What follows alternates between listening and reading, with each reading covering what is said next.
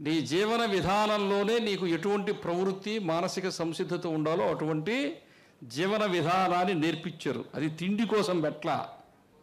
జాతరప్పుడు కొంతమంది ఏం చేస్తారంటే అలా అడుగులు వేస్తూ వేస్తూ డ్యాన్స్ వేస్తూ వేస్తూ ఏం చేస్తారంటే మేక మెడను పట్టుకుంటారు. మేక మెడను పట్టుకొని నరం కురికేసి మేక ఏలాడుతుంటుంది, వీడు ఎగురుతుంటాడు. మొత్తం మేక శరీరంలో ఉండే రక్తాన్నంతా పీల్చి ఒక్క చుక్క కూడా కింద పడకుండా తాగేసి చచ్చిపోయిన మేకను కింద పారేస్తాడు. అది వీరత్వం. అది వీరత్వం.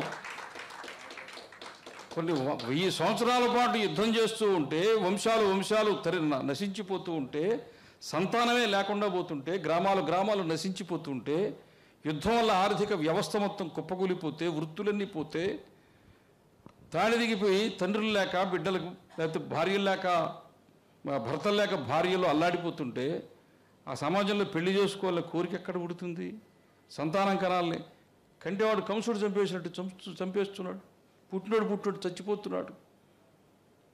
అటువంటి పరిస్థితుల్లో జీవితం మీద మళ్ళా కోరికను తీసుకురావడానికి, జీవితాన్ని జీవించాలి, మనం నిలబడాలి, పోరాటం చేయాలి. దానికోసం ఇటు పరాక్రమాన్ని నేర్పించారు, అటు ఖజురహో దేవాలయాన్ని కట్టారు.